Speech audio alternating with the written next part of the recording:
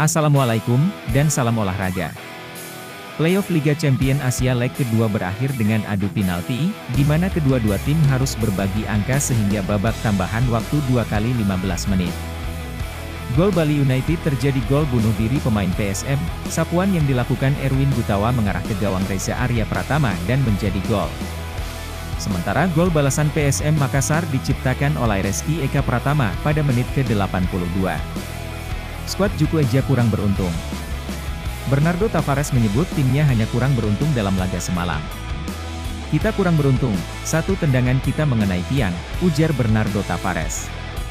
"PSM memang memiliki banyak peluang emas, sayangnya hanya satu berbuah gol untuk tuan rumah." Tavares juga tak berhenti mengkritik wasit yang menurutnya masih melakukan sejumlah kesalahan.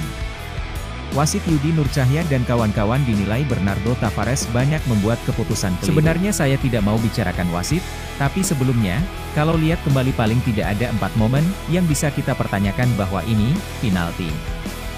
Di pertandingan kali ini ada 3 momen dan ini sangat sulit untuk dipercaya," ujar pelatih berkepala pelontos itu. "Dan ini bukan alasan, tapi pada saat kami mau main dan tim yang satunya lagi tidak mau main, dan ini wasit cuma memberikan beberapa menit untuk pertambahan waktu seperti itu, dan ini bagi saya pertanyaan besar," tambahnya lagi. Menurut Bernardo Tavares, ia cukup kecewa dengan beberapa keputusan wasit. Wiljan Pluim ditendang dan wasit berada 2 meter dari kejadian tersebut. "Bahkan wasit pembantu yang ada di luar saya yakin dia melihat hal tersebut. Tapi sepertinya wasit pembantu tidak mau membantu wasit utama yang ada di dalam," ujarnya.